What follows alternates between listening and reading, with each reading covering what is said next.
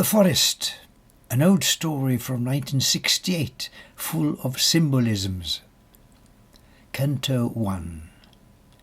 Be it far from me to have pretensions to be any kind of poet, but in this world and in the other one, I think that anyone would certainly agree there are some things that cannot well be told except by words transcending sense and the conventional reality as we accept and know it.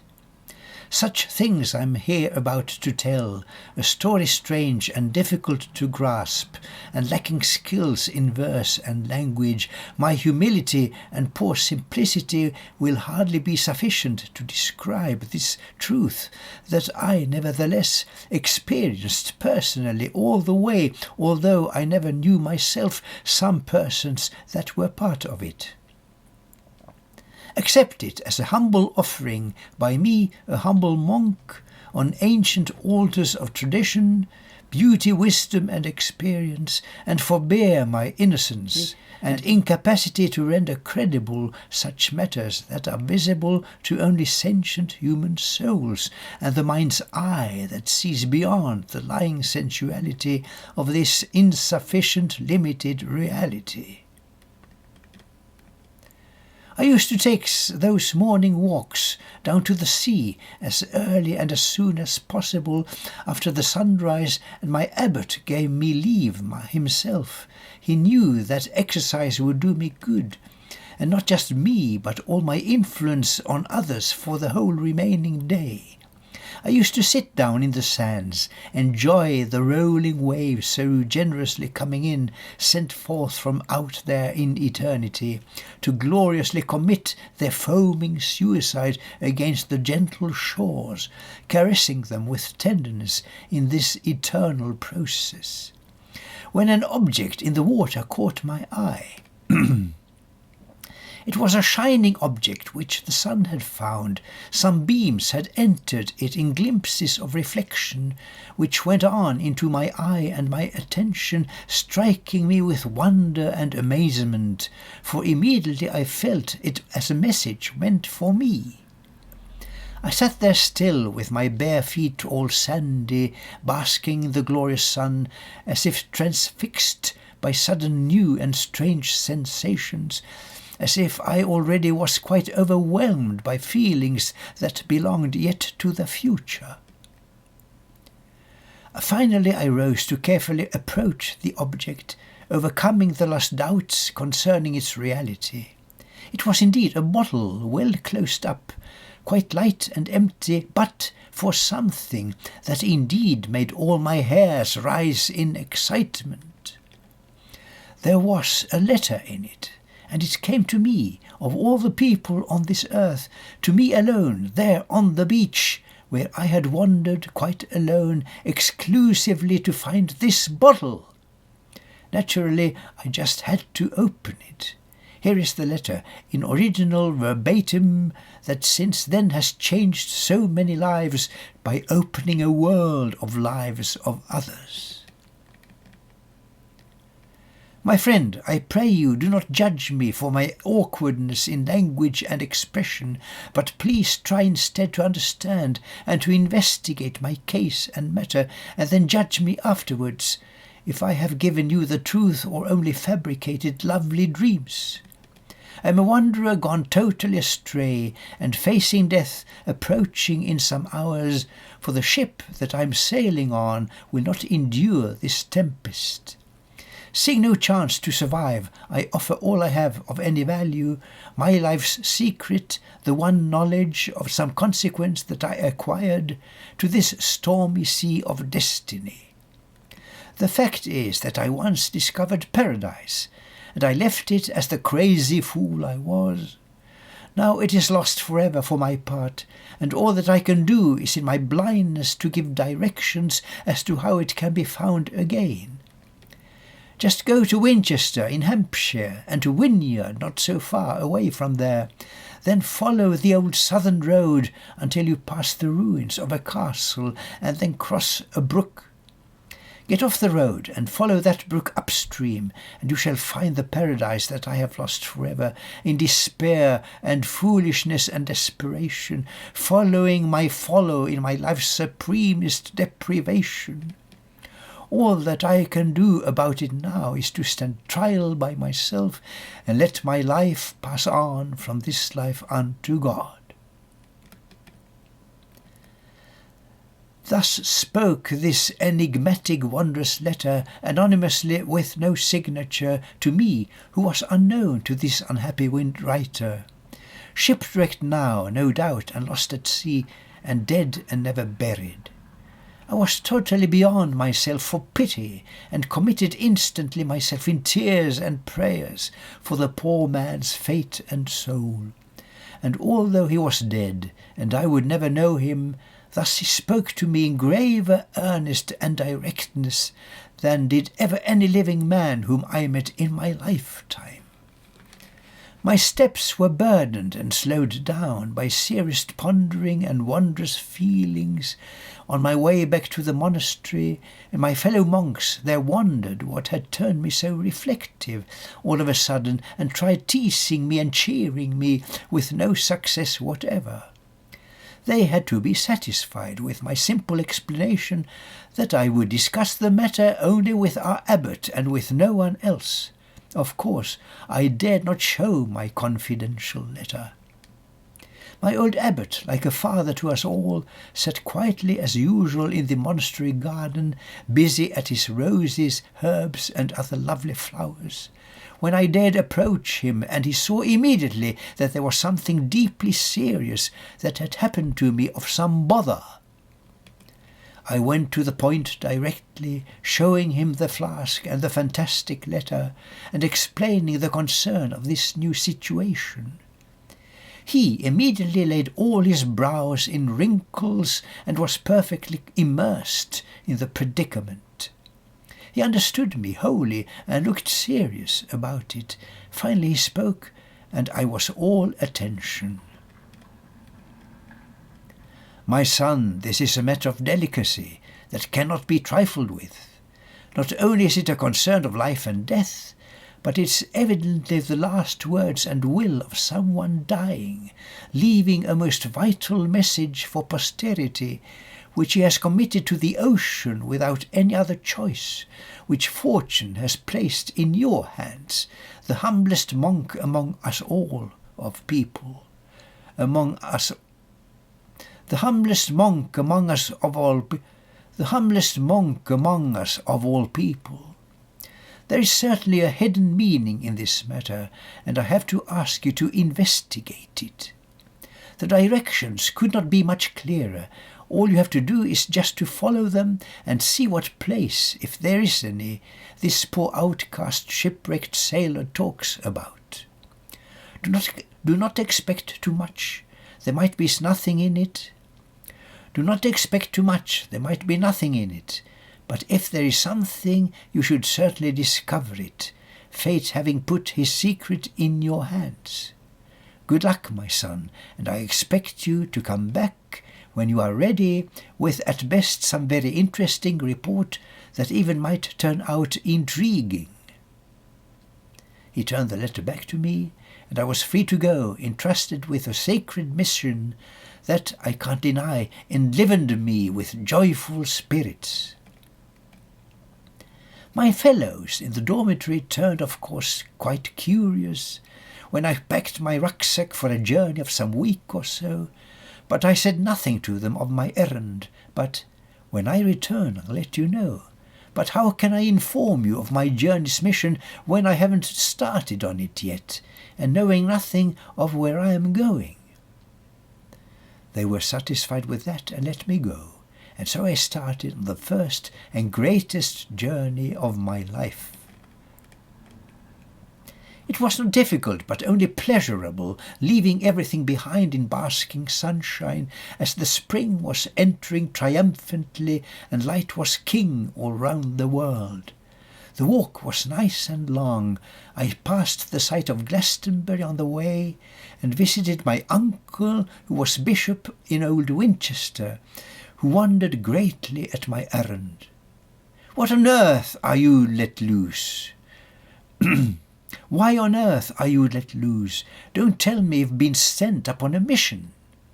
I could only gratify his worst suspicions, and I told him everything and showed the letter, whereupon he laughed his sides off, rattling all his vicarage and Winchester to its foundations, whereupon he let me go, as soon as we had finished a most glorious dinner that would last for days and better than supplies. Thus I went on and followed the instruction of the letter. They were clear enough, and not even the weather offered me the slightest difficulty. I walked swiftly on and found the river and the bridge, and started following the brook upstream. I felt the strangeness of this moment, of some destiny of truth unknown, and wondered in what fairy tale this wonderful adventure would project me. I was soon enough to know, as gradually the country grew less habited, and wilderness grew more apparent as the brook led me into a forest finally. It was an ancient forest, mainly of majestic beeches, and the prevalent characteristic mood was peace, a quiet of a most inspiring and awesome nature, so as almost some old chapel or cathedral was to be expected somewhere near. And then I came to what I almost felt that I had to be the centre of the forest sanctuary, where silence ruled and everything was still, and where the waters of the brook was like a mirror parted into streams that joined together peacefully and formed a little island. Then I couldn't keep my feelings any more inside me. They freaked out, and I freaked out with them in a most irresistible exhilaration that knew no bounds, but burst out laughing in a joy of universal freedom and release, the like of which I never had experienced before. It was sensational and could not be contained, as if I suddenly had found the formula of a world's salvation, but could not explain it. I just had to sit down, relax, and laugh my heart out, in this greatest joy of bliss that came from nowhere, but replenished, permeated, overwhelmed, and influenced so palpably all life around me that I knew for sure I had to have arrived in paradise itself and nowhere else, directly, manifestly, definitely, and demonstrably. As I came down, the greatest miracle of all awaited me. There was a house. It was a small house by the stream, magnificently pretty in its humble aspects, built with love undoubtedly, with lovely wooden carvings. But what baffled me the most was the apparent fact that someone lived there and, my heart made quite a leap, was even there at home. My heart made many thumping leaps as I with quaking expectations neared the lovely house, and slowly and more slowly by each step until I finally dared move the handle of the door. Yes, it was open, and it was not even fully shut, and at that very moment that most gentle voice was heard that spoke directly to my heart. "Welcome, my friend, you have been long expected." I dared then push the door more open, and there was but one most spacious, comfortable room, with some small space for cooking in a corner, and close by the window there was someone sitting in an armchair. I had never seen a more resplendent youth in all my life. It was a young man clad in white, with hair so golden, as if he was actually an angel, but he wasn't. "I am Gabriel," he continued gently to present himself. "What message do you bring? For you must have been sent here, certainly by someone of my friends. Am I correct?" I could not speak a word, but found the letter, which I pulled out of my pocket to present to him. He read it with some consternation, and his brow was bent in sorrow. "Did you actually receive this by a flask?" he asked me finally. I told him the whole story, asked him to tell his. "What do you want to know?" he asked. "Where do you want me to begin?" "My first most thirsting question is about this forest. I feel such a beatitude in here. How is it possible? Where does it come from?" "You are not the first one to feel that sensation, and you boldly step right into the main issue here. My friend, relax. You shall remain here for some days as my most celebrated guest, and I shall tell you the whole story. It begins, in fact, with this our friend, this very man called Manuel, who was the first one who came here, a sailor lost and roaming round the country, fleeing from some fault, some trauma or injustice. He found peace in here, and was enchanted by a tiny thing that glimmered in the water just where these two streams join up together. Go thou and do likewise, watch what you can find, and then come back here and I'll tell you all about it." I was naturally most intrigued and followed his advice. As I lay down there by the stream and searched into the waters, what I found was something most extraordinary. Shining on the bottom of the brook there was a golden ring of such amazing regularity and charm and beauty that I could not leave it by my sight. And there, I realized immediately, was the whole story. I had to tear myself away by force, return to Gabriel in the house and told him what I had discovered. You could read the story in its beaming force of wonder, but I would prefer to hear it more exactly from yourself, I told him. You were wise, my friend, to keep me away from touching it, and your reward shall be, of course, to hear it all, the full account of this most fundamental love story of all, as Manuel read it from the ring, and as I lived it through myself, with my own parents and especially my mother. But it is a lengthy narrative indeed, so I suggest we start our session with a cup of tea. Is that all right? Of course, that was the best way of an introduction, so the last thing I did was to protest. He prepared the tea, I had some milk in it, he didn't, and then he sat down and started to recount the most intriguing fairy tale that I so far had heard. The character of his amazing story suited him so well, since he was actually a child of it, with his long golden hair that flowed so generously down his back to reach his bottom, and his simple but so perfectly white dressing that could certainly have matched the clothes of Christ. And this is now his matchless story. Canto 2. There are some fundamentals of this strange existence we call life, which simply aim at not exacerbating it, but on the contrary, at making it more easy and agreeable, endurable and nice.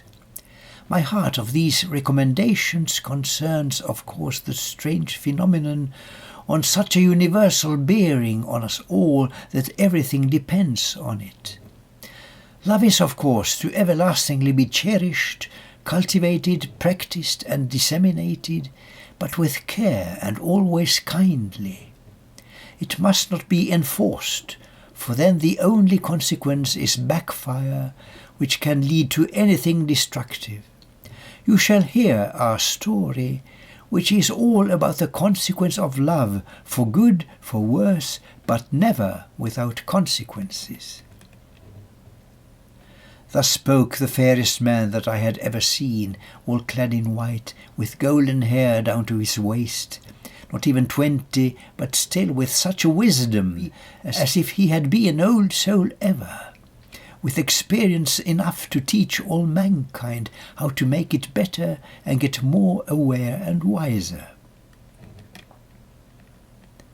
He was a kind of rover of the sea, no roots ashore, although he was a doctor, shunning his own kind and living only for the aliens, innocents of wilderness, the undestroyed of nature, preferably of some romantic pure environment, of virgin beauty, ocean shores and mountains, like Tahiti and the Southeast Asian archipelago, but most of it had already been spoilt and ruined.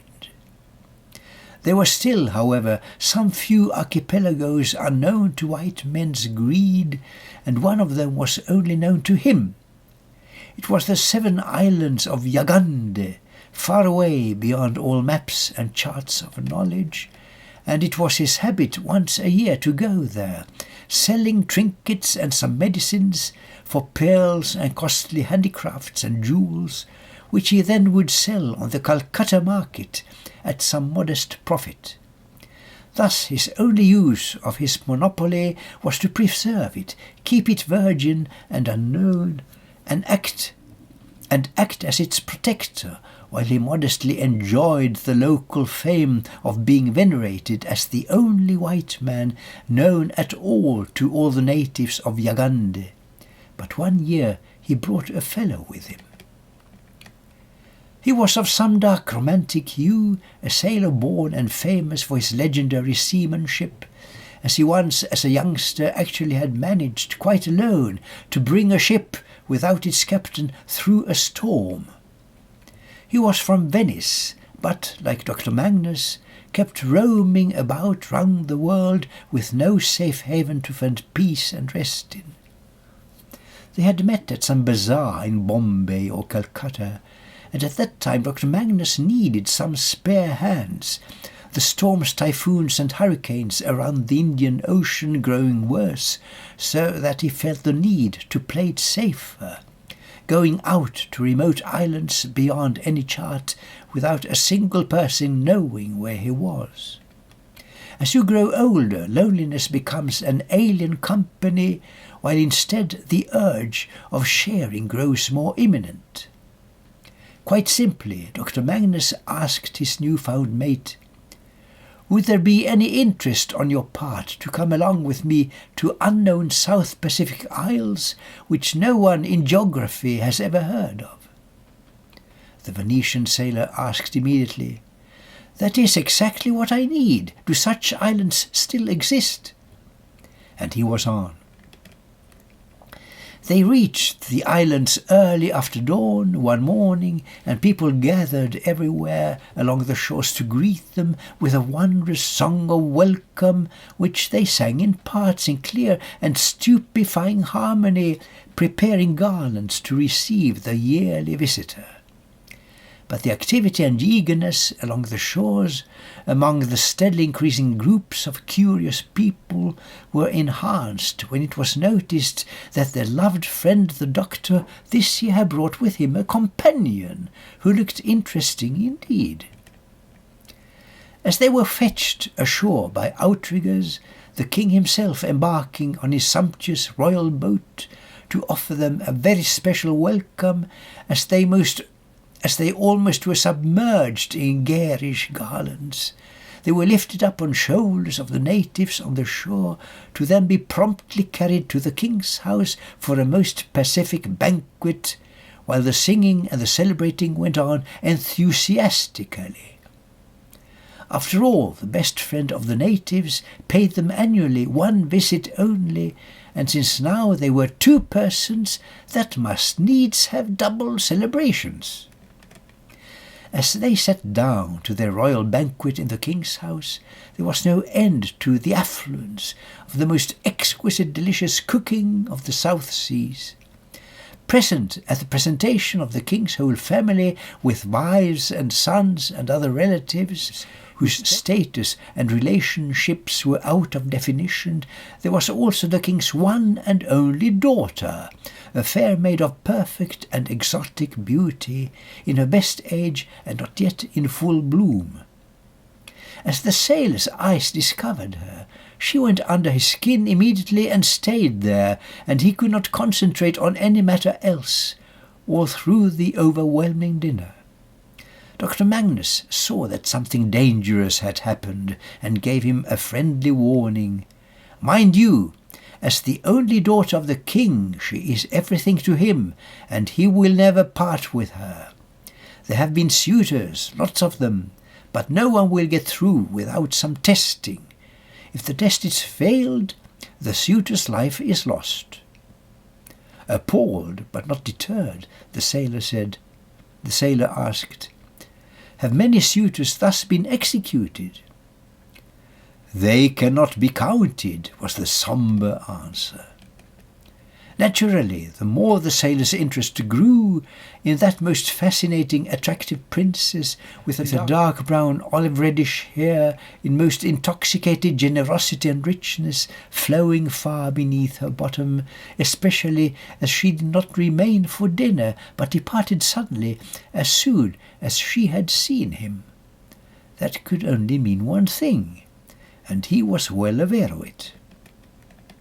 He had no interest, therefore, in the remaining bored and stuffed by far too many dishes at the royal table, but as soon as it was possible for him to break and move out from the culinary slavery, he made polite excuses indicating natural demands and went out for a vital breath of fresher air.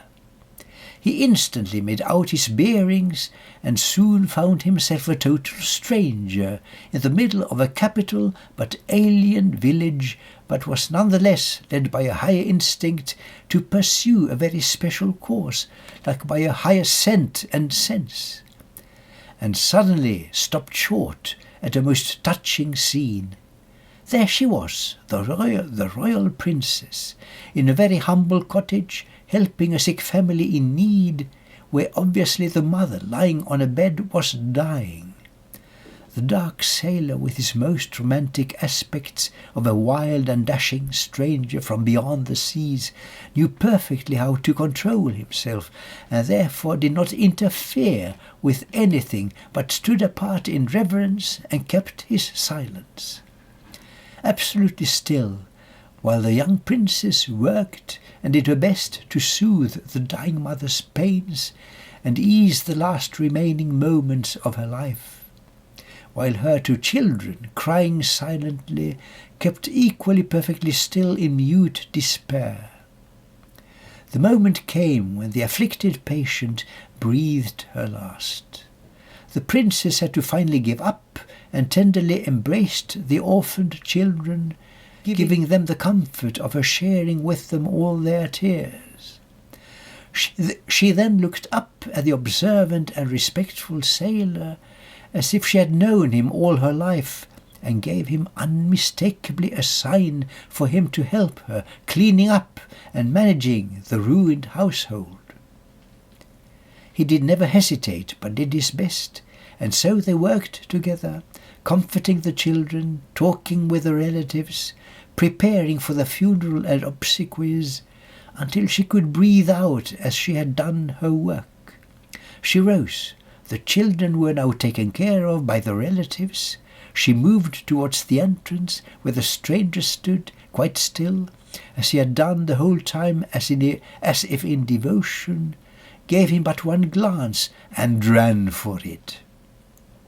She ran away like an escaping deer, and he took up the hunt. That glance had told him far too much not to be challenged. She ran like a stag, and she was a good runner.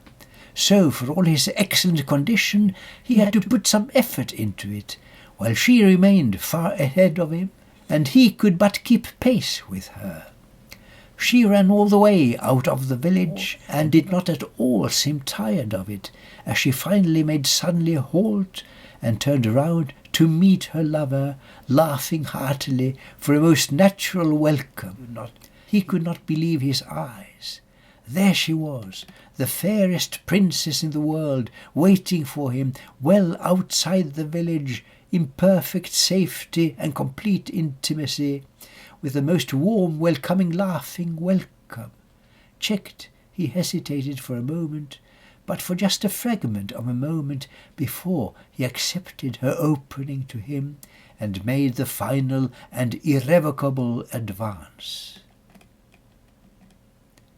When they both were tired out and rested in the shadows of the hiding palms, she gently stroked his rich, dark, longish hair that matched her own most perfectly, in shades of darkness with some dark blonde streaks, as his was growing also, as all hairs will ever do, although not as far beneath his shoulders as did hers, and told him intimately warm with tenderness, "My father will cut off your head for this." He read her thoughts and got her warning message, as the word tender eyes were not to be mistaken, and he thought, "I would not have loved you for less." They rested still, remaining in each other's arms and harmony, enjoying the relaxing peace and quiet after the exertion, while they mixed each other's hairs as a silent promise never to let them unmix again, while he delighted in completely burying himself in hers, unwilling ever to get out of her again. At last she rose, as she felt ready, and he knew the moment was at hand of truth and confrontation. They walked together through the village, hand in hand, as natural as any lovers, while the villagers who saw them did not mind at all, but took them as they were, accepting them completely without reservations, noticing at once that they were natural as lovers, and a most becoming pair at that. They hardly could have matched each other better. One or other aged villager perhaps looked down with some foreboding afterthought, like, "I sincerely hope this suitor finally will be the one," too well aware of the ordeal that was awaiting him. Canto 3. My love, I do not fear your father, although he be king and might cut off my head, but I am sure he can't do that for love, and my sincerest love of you is of a greater power than any king. She did not understand him, but the meaning, and took firmly hold of her protector's hand and led him without hesitating promptly to her father's home and royal hall. "I know it all already," said the king, not in the least nonplussed by the young couple's boldness. He had seen too many suitors to his daughter in his life, and seen them all end up as failures. "Leave us, daughter. Your new suitor and myself will have a chat together, since he needs to be informed of what awaits him." She had been through this procedure several times before, so she did not object, just pressed her lover's hand a little as a small but definite encouragement, and left. "My honoured guest, you know, of course, the consequences of your importunity." "I love her, that is all," the sailor said, "and I am willing to accept the whole responsibility." "You don't have to. You may still be free and leave our islands, never to come back a living man." "I would prefer to stay here as a living man and as your son-in-law." "So you insist, my friend, I pity you, for no one has proved worthy of my daughter, nor will no one ever do so, since it is impossible." "How so?" "So you are willing to go through the trial, even well aware that it may cost your life?" "Of course, or else I would not love her. Love alone will prove me worthy of her." "I pity you the more, but since you are the friend of my best friend the doctor, and he brought you here himself, I shall make an exception for you. If you fail, which you will naturally do like all the others, I will let you leave our islands with my doctor without execution, on condition that you never will return." "I will not fail." "Not even with the utterly impossible?" "Just try me, noble king, and I will risk whatever." Not even to himself the king could quite deny that he was just a little bit impressed by this romantic stranger's stalwart courage, and he wondered at his lack of hesitation, and did almost think, "How sad that he will not become my son-in-law." Instead he said, "All right, you take it on yourself. Just face the consequences then. The trial is as follows. You shall prove your love by accomplishing a ring that proves love's sovereignty over any power. You shall make that ring of gold, but out of nothing. And with that ring on my finger I shall manage to have any wish that I might come to think of realized." "A ring of gold to manifest whatever you may wish?" "Precisely. Don't say it is possible. You are still free to pull out." "And is that all?" "What do you mean?" "The ring. Of course that's all. What could there more be to it? Of all wishes, that's the most impossible to ever have accomplished." "Let me try at least." "Of course you may. That's why I have presented you with the ordeal, for you to have a try." The sailor left the king's house deep in thought, while the presumptuous king again just could not help considering it would have been a splendid son-in-law in spite of all. The sailor walked out of the village down to the lagoon with lingering and thoughtful steps as the Pacific afternoon soon started glowing before sunset, turning everything to gold and rosy red. He found the beach and beyond it a lonely rock, which matched his own predicament and loneliness completely. Wherefore he made his position there and simply went into the deepest meditation as the evening turned the universe all red, to quietly fade out like dying embers for the metamorphosis into night. When all the stars were kindled, lo, there also rose the moon to join them all, and by coincidence it happened to be full. So there the man sat lonely and immovable in meditation like a statue, while the moon transcended gloriously all brightness of the shining stars and triumphed through the night, like really trying to inspire the unanswering man, who did not seem to pay the least attention to the magic efforts of the moon, who started to decline as morning gradually was to be introduced. But then, just as the moon was lowering herself to sink into the ocean with the brightness of the night, the man just raised his hand with thumb and index, like to catch the last ray of the moon, and thereby shape something into the air. And there it was, a golden ring that hung like in a spider's thread, so delicately in the last ray of the moon.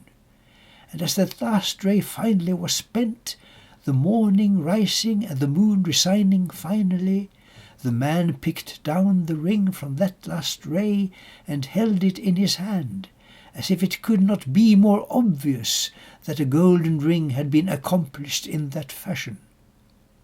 And then, as the sun presented her first morning beams, the man at last rose from his meditation with the ring committed in his hand and started confidently to return back to the village, to reality, to humankind, and to his love.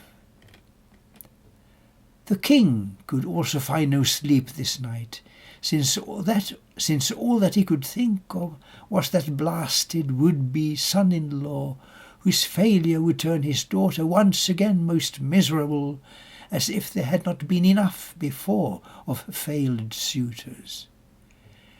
In his sweat he rose quite early in the morning in despair and thought, maybe for once I just should cancel my presumptions and love my daughter and her suitor have their way without objections. In that very moment the young sailor entered through his door and met the king without a word. The king looked questioningly at him. Still without a word, the sailor left the king, delivered safely in the king's own hand.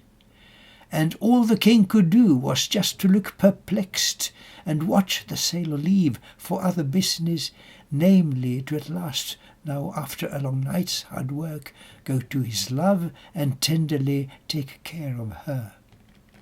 The king looked at the ring and wondered at its marvel. Maybe he just had it in his luggage, like a present from the doctor's own considerable store. It therefore simply had to be a fake. To prove that fact, the king decided to express a wish, but found it hard to wish for anything, since he had everything. But then he had a bright idea. The one thing he had lacked in life was a good singing voice. So that's what he decided on to wish. He laughed at the idea. Of course it was impossible that he now, after croaking all his life, should have a voice of quality. But then his laughter struck him as melodious. It was musical. He could sing. The ring had worked. It actually had been accomplished. There was naturally then a splendid wedding, while the doctor still was present at Yagande, while the happy couple were content to ever remain there at the Pacific paradise, by the white beaches on the coral shores, with only beauty all around them, in the people and in nature, and from all the sea, with blue and purple golden sunsets every day, with music singing them to sleep each night by magic whisperings from ever-rolling waves. As Dr. Magnus left without his steward, music also followed his departure, as the people in three voices sang their praise and thanks to him that had delivered to them such a perfect lover for the perfect beauty of their princess. Canto 4. The king, however, felt misgivings at the power of the ring, and was afraid that it might one day be abused. He never dared again to wish for anything, since that one wish had so astounded him by coming true. To make it certain to exclude all possible abuse, he went out to the far point of his island, where the river mouthed into the sea, and there he flung the ring into the current, hoping it would bring it out into the ocean, there to bury it forever. But however, there was one small fish that saw the golden object glimmer in the water, and just not to let it go, he simply caught it in his mouth and wondered what to do with it. I know, he thought, I shall deliver it as present to the fairest of all mermaids. To the Ocean King's own daughter I shall give it as a humble token of my even humbler adoration. But it was no easy quest our little fish had found to his commitment, for the sea was vast, encompassing the entire globe, and the sweet mermaid lived in its profoundest depths, far from the ordinary streams and currents, but our fish knew how to seek her out. There was a special natural phenomenon deep down in the remotest South Atlantic, where the storms make traffic sparse and where the billows are notorious for their devastating size. A whirlpool coming from the bottom of the sea as the unique accessibility and entrance to the Sea King's dwelling place, where also our fairest mermaid had her premises. Our fish sought out the outskirts of the whirlpool and allowed himself to follow and get caught therein. And so he soon was on his way down to the bottom of the sea, where lights increase the further down you get, the whirlpool being constantly illuminated by the brightest plankton and the smallest living beings carrying their own light. Thus gradually the fish was willingly dragged down into the slowly brightening profoundest abyss of the South Atlantic, where the Sea King had his palace. He had visited the mermaid princess once before, so he knew well his ways into the royal virgin chamber, where the princess at the moment was quite busy combing out her long and flowing greenish silken hair. "My fish, you have returned," she cried for joy, as she immediately did recognize the small but friendly fish. "My princess, yes, and with a mission, for I have a present for you." And the fish delivered what he so by chance had found, She took it up and marvelled at its perfect rounded form. There never was a circle made so perfect as this ring, and she did greatly wonder as to how it had been made, and could not guess, of course, that it had once been shaped from the last ray of a full moon at morning at its very fullest. She could not in any other way show her enormous gratitude than by indulging in a kiss between the eyes of the small fish, which made him blush considerably. Never had he been so overwhelmed by such a royal grace. He swam away beatified, while she had put the ring upon her finger and resumed her combing. But of course, like combs so often do, it suddenly got stuck in that rich hair of hers, and she lost all her patience. "Useless comb, I wish I had one that would never more get stuck." And suddenly there was another comb beside her. Where did that come from, she thought, and used it, and it pleased her greatly by not getting stuck at all, which made her wonder even more. As the days passed, she now and then again was taken by surprise by the alarming fact that her small petty wishes suddenly came true, and she began to think about how this phenomenon had started. She remembered well the visit of a small admirer the fish, and tried for luck the innocent experiment of daring to express a wish without the ring upon her finger. Nothing happened. She again tried that experiment without and with the ring alternately, and thus empirically she found out the secret of the ring. This goes beyond me and my limited capacity, she thought, and went with this new worrying problem to her father. She explained it all to him. He shook his head and couldn't quite believe it, but she proved the fact to him, which turned him serious. "My daughter," finally the Sea King said, "this gift from out of nowhere, from a small red herring, offers us a terrible responsibility, and we shall have no choice but to apply it well." She nodded, since her train of thoughts had been the same. "You know that all our oceans, with all wildlife, seriously are threatened by the recklessness of man.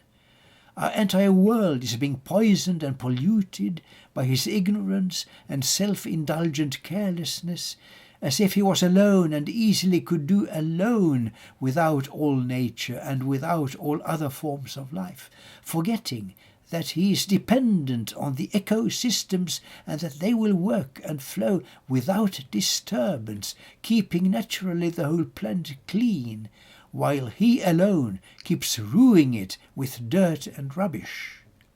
Several of our rarest species have already been exterminated by his carelessness and egoistic folly.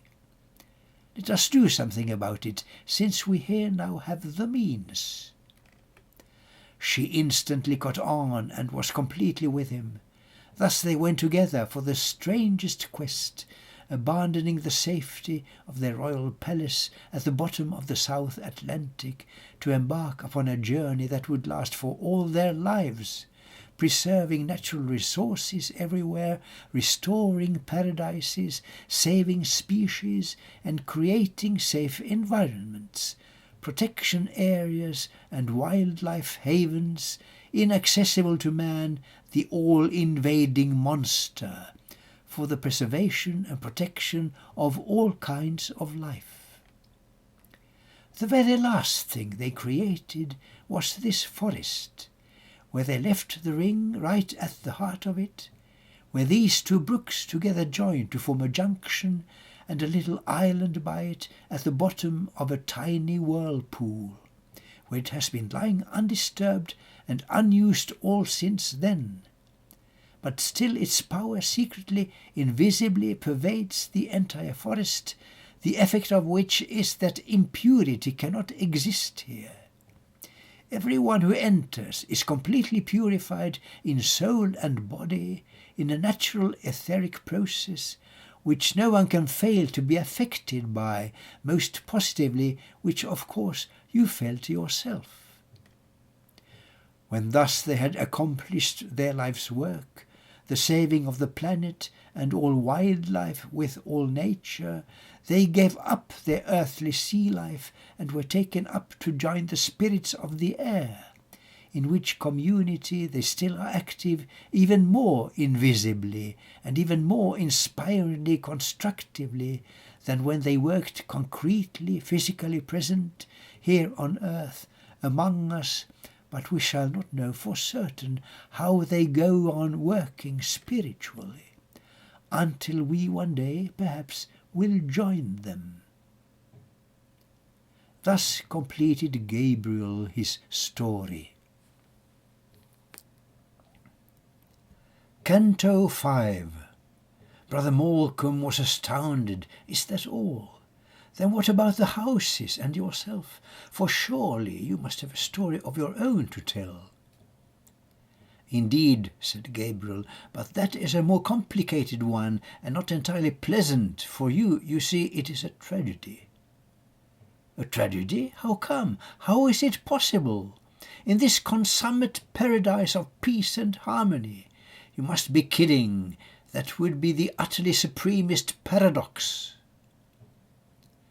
I am not joking, although I can understand your incredulity, but all things here, as you can see, are utterly incredible.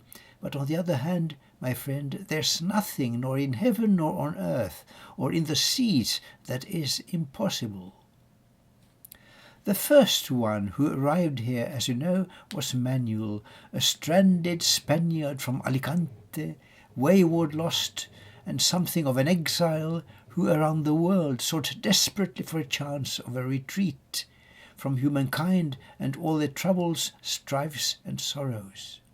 He came here just getting out of town and seeking for a possibility for a recluse, to get away from baseness, vanity, vulgarity, and superficiality.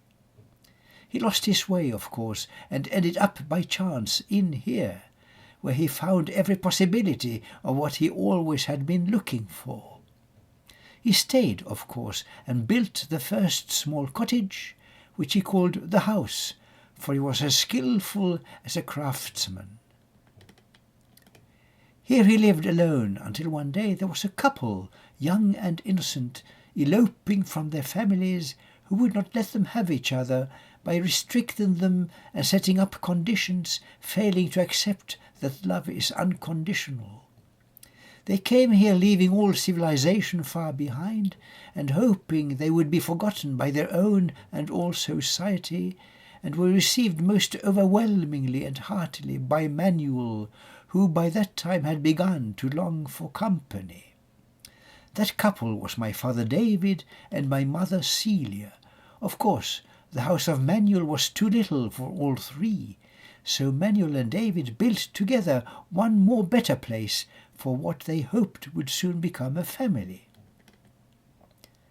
A shepherd was the fourth one to arrive, a man who had been prosecuted but for nothing but his innocence, which he had failed to prove, and he was forced to leave society and just abscond from justice, which had proved abortive in his case. His name was Daniel, and that's where the tragedy began, for he fell hopelessly in love with Celia. The problem would have been avoided if not Celia also desperately fell in love with him. I was expected then already, but before I had been born, it was a fact that Celia already had known her lover, while my father David had resigned in sadness, more or less. He built the last house here a bit in further up the forest, which you cannot see from here, to live there by himself. So I was born not only out of wedlock, but out of double wedlock, since I was received not by my father, but by Daniel. And did your father not object? Was there no jealousy, no natural defence for his so violated fatherhood? There was no quarrel, only conversation. Celia, he said, why did you do it? David, love is not resistible. It is, as you well know, completely unconditional, and Daniel took me by a storm. I fell in love with him, and there was nothing I could do about it. But our son, did you not owe his father any loyalty? A child comes with the stalk. It is a gift by Providence, no matter who the father is, and is a person independent of his father and his mother spiritually from his birth. You have no right of property to him, neither have I, and neither have you any right of property to me. We are all independent, but with some responsibility towards our son and for each other in survival, but as friends and without bonds. We came here to be free, and there is nothing more important than that freedom for our lives and our community. And David left the others to be lone and sad, while Celia and Daniel stayed together to assume the full responsibility for me and for my well-being and health as infant. Even in a paradise like this, life can become monotonous and boring.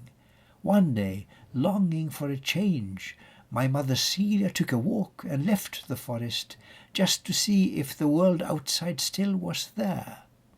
It was, and with a vengeance. As she passed a field, there was a bunch of villains sitting in the shadow of a tree and almost lurking in a ditch. They were the first new people she had seen for years, so she accosted them quite naturally. She had been for years among most intimate and trusted friends, in this the safest of environments in all the world, and therefore was incapable of thinking any evil or suspicion about any man, but was instead, and on the contrary, uplifted by at last a meeting with new people, utterly ignoring and forgetting they were total strangers. As bad luck would have it, they were lurid strangers too, with minds bent only on their bestial desires, desperate as bandits and quite ruthless in their lawlessness. With joy she joined them, with her waist-long golden hair, blue eyes, and dressed in white like any virgin angel, hoping for some friendly conversation with new friends. But they were overcome by her spontaneous beauty, and exchanging looks and understanding, they were altogether of the same mind. With but one idea, they ravished her. They left her bleeding in the ditch with torn clothes, dirty and unconscious, where she lay as dead. The evening came, and then the night, and she did not wake up until the morning, freezing terribly. There was a young man then coming slowly down the road, together with his cow that he was leading.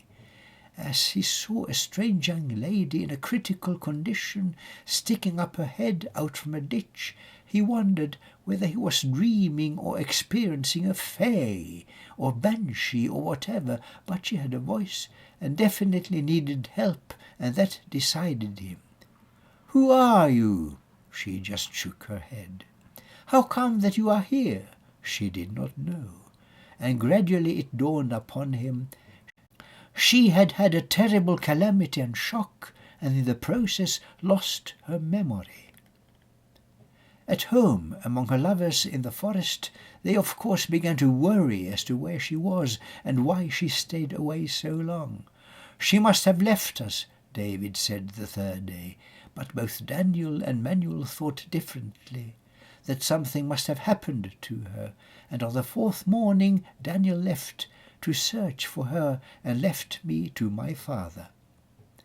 Daniel was never heard of any more and never more came back. After a week my father left me to the care of Manuel and went on searching out too, but promised to be back. My mother had been taken care of well by Joseph, as the young man's name was, who was with the cow, but she was restless and would not remain at home with him one day beyond the restoration of her health, but earnestly insisted on that she must find again what she had lost. She didn't have a hunch about what had occurred to her or anything out of her history. The only thing she knew, and knew for certain, was that she had lost a priceless thing that had to be recovered. Nothing could restore her memory, no therapy, no rest, no cure, no deep research into her mind. Her grave amnesia seemed complete and hopeless, but she would go searching for her losses anyway. A quest and search in total blindness in the dark.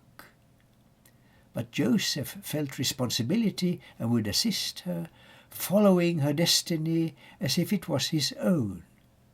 They had already left the forest far behind, as he went down with her, down to his farm in the next county. And as now they wandered forth, they went unknowingly, completely in the wrong direction. As they wandered aimlessly at random, they one sunny afternoon came down and faced the sea. "I think," said Celia, "that what I am searching for might not be here in England." Joseph acquiesced, and consequently they embarked upon a ship that would cross over into Flanders. But they were persecuted by bad luck, as suddenly a gale came sweeping from Biscaya, an outrageous storm that brought the ship into the North Sea, where it perished in the tempest of the waves. The last thing Joseph did was saving Celia's life, by giving her a flotsam that would carry her while he was miserably drowned. Unconscious once again, she landed on the Danish coast. When she woke up, well taken care of by a valiant Dane, she could remember nothing from before her waking up in Denmark. All she knew was that she was in search of something most important that could never be abandoned, interrupted, or deserted. Meanwhile, David came exhausted back to us here in the forest. He had found a trace, but feared that Celia had left England. He went out again to go on searching endlessly if need must be. Canto 6. The Dane who found the shipwrecked Celia on the shore, deserted naked in the wreck of what had been a lifeboat, was a humble man of gentle disposition with the name of Isaac.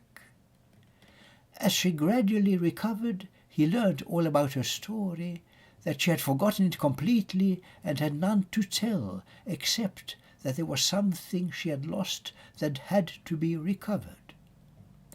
Isaac was intrigued by her mysterious case, and, just like Joseph, would do anything to help her. She felt not at home in Denmark. Scandinavia was too cold and slow in mind for her, so she believed she had to search the continent for what she needed. Thus their strange odyssey started that would take them through a number of exotic and romantic countries. They wandered through all Germany, down to the Borden Sea, where for some time they lingered in the beautiful surroundings, until she was certain there was nothing for her there to find. They walked on eastwards and finally arrived in Vienna. There she found herself in spirit slightly liberated by the fact that Vienna was a capital of music, talented composers being active everywhere, especially a small man wearing spectacles who was distressed and driven to despair by some dilettante orchestra that could not get his music right, no matter how much he rehearsed and tried again, as if the music was too beautiful to be made justice. It was something of a ballet opera called Rosamunde. There was also a most jovial composer with a most impressive beard with pea soup in it, playing hard at cards with an eccentric colleague with a most unpractical mustachio if he was to drink whatever or eat soup. It was, as it was said, the waltz king and the king of symphony, but Vienna was not theirs for anything to find, in spite of all the splendid music, so they just moved on, past Graz and into Italy. In Venice they were asked to pose as models for a picture by an aged master who found something very striking in the homeless searching pair. He boasted he was almost 99 years old and active as a painter still, although his eyesight gave him problems and he used his hands instead of brushes.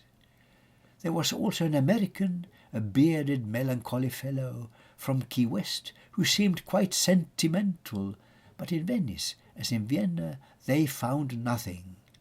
So they just continued south as far as Sicily, returned from there to take a ship to Greece, which Celia loved and felt at home in, but still nothing was recovered.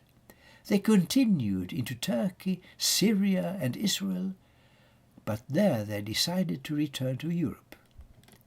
David found their trace in Danish Esbjerg, and from there he tracked them down through Germany and Austria to Italy and Greece, but there he lost their trail. He still keeps searching for them somewhere on the European continent and mainly around the Mediterranean, and is quite certain that he ultimately once will bring them back again. The sad thing is that they have never found their way, in spite of all their wanderings back home to England and not even into France, but keep on wandering and searching constantly, but in the wrong direction. If my mother, when she woke up in the ditch, had just sought shelter in the nearest forest, I'm sure she would have instantly been saved, but she instead went searching constantly astray, as if the merest effort of her search was a blind alley. David now and then came back, but each time after an extended search and longer journey, so the periods he was gone grew longer every time. Now he has not been back for 7 years, and when the 4th year came, my last friend Manuel here set out to help him. Now he has not been back for 7 years, and when the 4th year came, my last friend Manuel here set out to help him. Daniel is lost forever.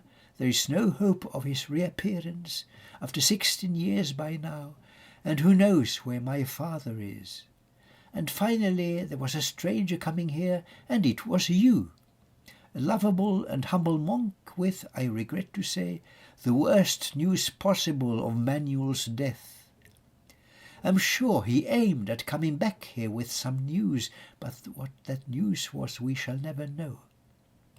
And out there somewhere David, my good father, keeps on searching for his love, my mother Celia, who with Isaac keeps on wandering all over Europe, maybe also Asia, for the search of what she never can recover. I have given up all hope now after 16 years, and am content with just remaining here as something of a hermit and preserving all their memories. The memory of her and what she lost, and keeping up their homes in case of their return, maybe after another 10 or 15 years. The last thing David told me just before he left last time was something strange about my mother. When she last was seen in Israel 10 years ago, she was still young and fresh, without a trace of age, as if a tragedy had fixed her in unchanging youth, still blonde with very long and golden hair, and with no wrinkle and not even crow's feet in the corners of her eyes, and Isaac also has remained as young as he was when he found her. Her mysterious age has halted up, it seems, and according to a sage and rabbi in Jerusalem, they will continue staying young unchanged as long as they continue on their search.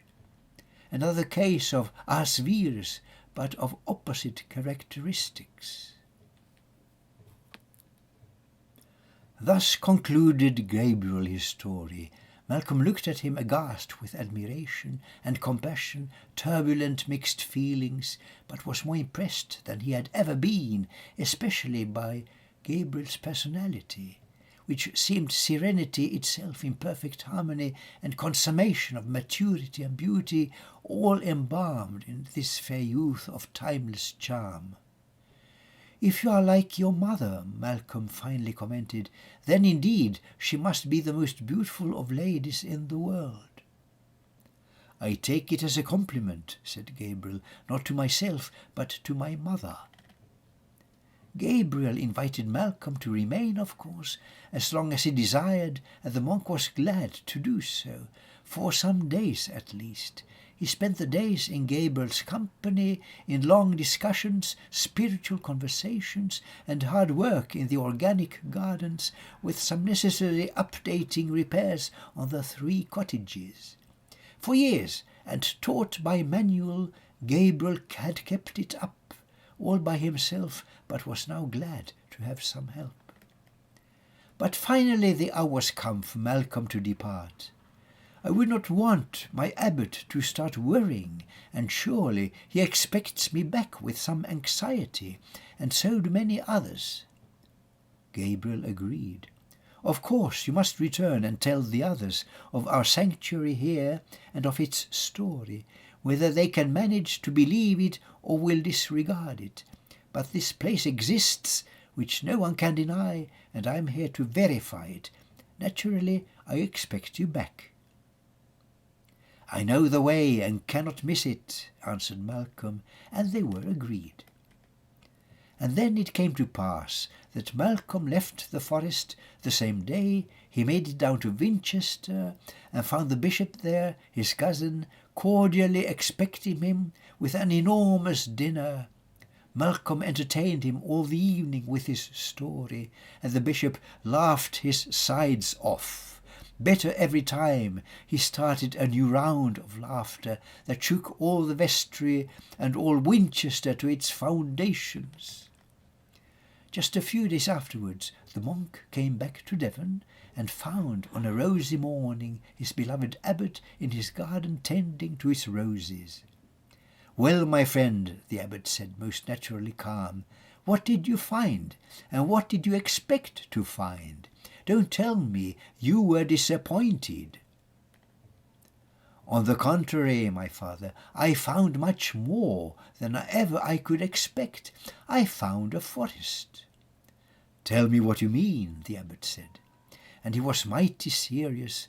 Malcolm had no choice but to relate the entire story from beginning to the end, without omitting any details.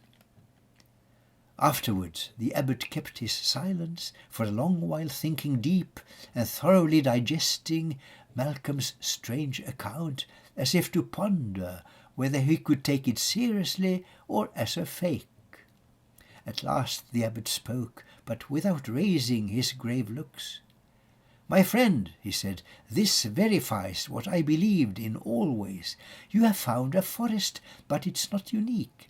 Each forest in the world is no less sacred than the one that destiny has led your footsteps to. In ancient days we worshipped every tree, especially the oaken ones, because they were the oldest, therefore the most venerable of all life manifestations. Every kind of life is sacred, and not just your forest, although it may be the very ultimate, unalienable evidence of the eternal sanctity of every kind of life." And thus the forest soon became a place of pilgrimage and worship. One of the 3 houses, manuals, the first one, was transformed into a chapel, and our brother Malcolm was bequeathed with the responsibility of taking care of it. As monk in charge thereof, he spent more time with Gabriel in the forest than at his own monastery. Once a wayward wanderer came back from far abroad. It actually was David, who had found a trace of Celia and Isaac far away in Persia and India. That's where he was heading next. He could not stay, he said, for more than a few days, but was impressed and enthusiastic about what the monks had done to cultivate the forest, raising it to a more sacred status than it had before, and making it a busy place for pilgrimage. And thus the story ends. We know not whether David finally succeeded in his quest for bringing Celia and Isaac home, but there is always hope he did, although it can't be verified. The end.